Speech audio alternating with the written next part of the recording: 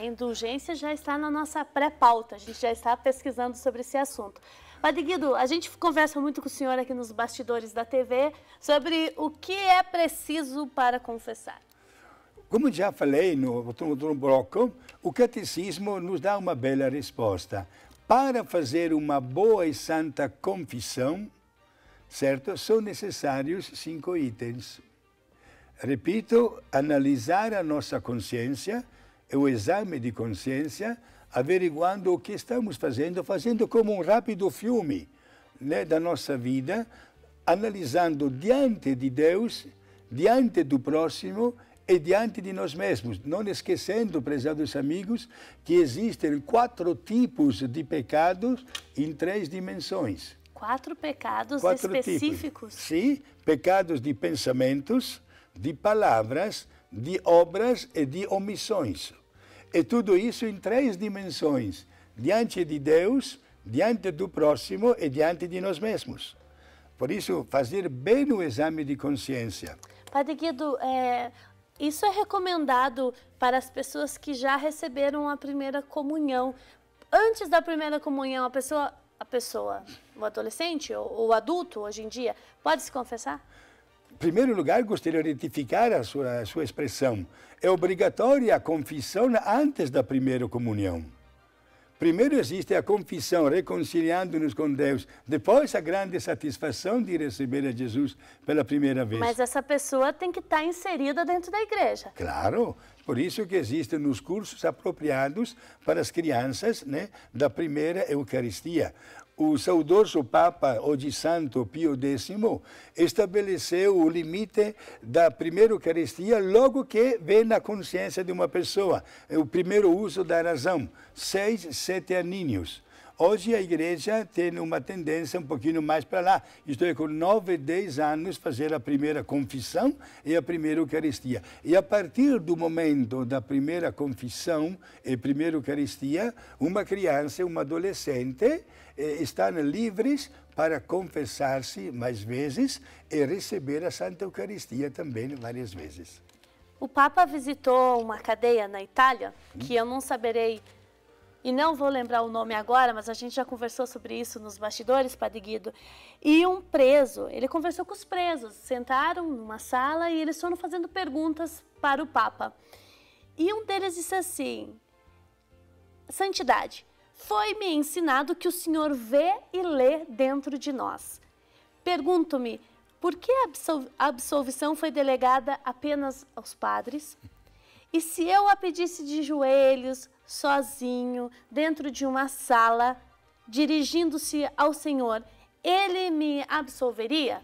Okay. Aí o Papa dá uma resposta para ele, que sim, que Deus vai ouvir a prece dele, mas que existe o sacramento. Perfeito. O senhor falaria a mesma coisa? Sim, gostaria logo de dizer, completando, porque esta notícia deu a volta no mundo, né? O Papa visitou os presos na cadeia de Rebibbia. Rebibbia, perto de Roma, sim. E aconteceu este belo episódio, onde o Papa valoriza, né, o arrependimento pessoal para receber o perdão de Deus, mas ao mesmo tempo afirma o que está escrito no Evangelho.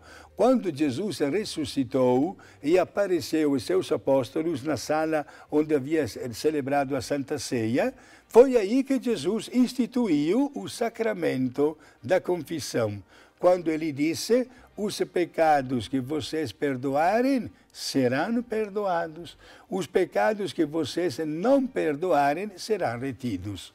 Por isso, é claro que é sempre Deus que perdoa, mas ele instituiu o sacramento da confissão com o sacerdote. E nós temos que respeitar. Por que digo isso?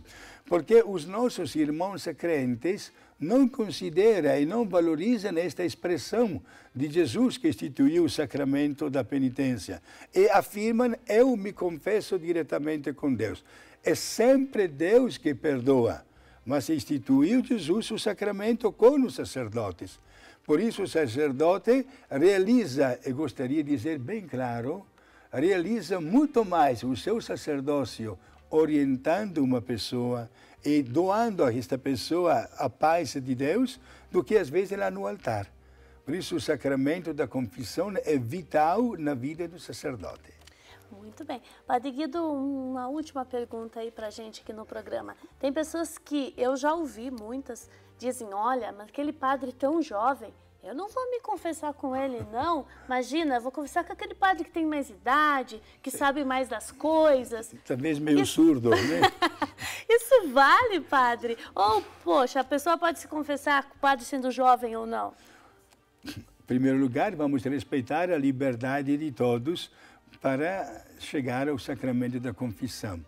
Lembre-se, meus amigos, que o sacerdote tem o máximo sigilo e segredo da confissão. Confessar-se com um padre jovem, confessar-se com um padre idoso, é a mesma liberdade para todos.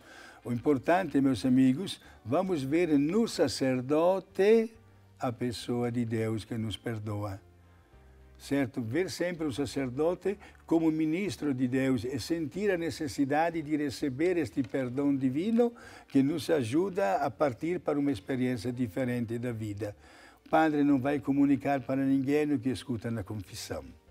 Padre Guido, que mensagem o senhor deixa para as pessoas no sentido de entusiasmá-las a viver esse sacramento da igreja, a colocar em prática, a não ter medo de confessar? Exato. Sobretudo neste momento que estamos na Quaresma, gente procurem todos encontrar aqueles 5, 10 minutos para fazer uma boa e santa confissão.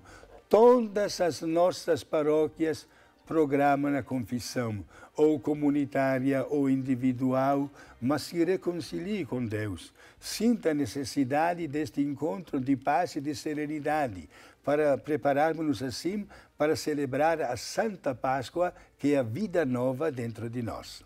Obrigada, Padre Guido. Obrigada a vocês que estão nos acompanhando no programa Eclésia.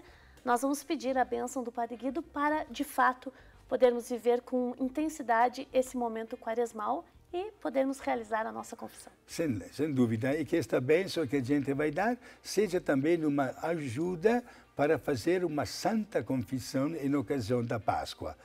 A bênção de Deus Pai, Filho e Espírito Santo. Amém. Muito obrigado, meus amigos. Muito bem, a gente agradece a presença de cada um de vocês aqui no programa Eclésia e desejamos a todos uma abençoada Quaresma. E lembre-se, eu, Padre Guido, você aí em casa, nós somos a Igreja. Até o próximo programa.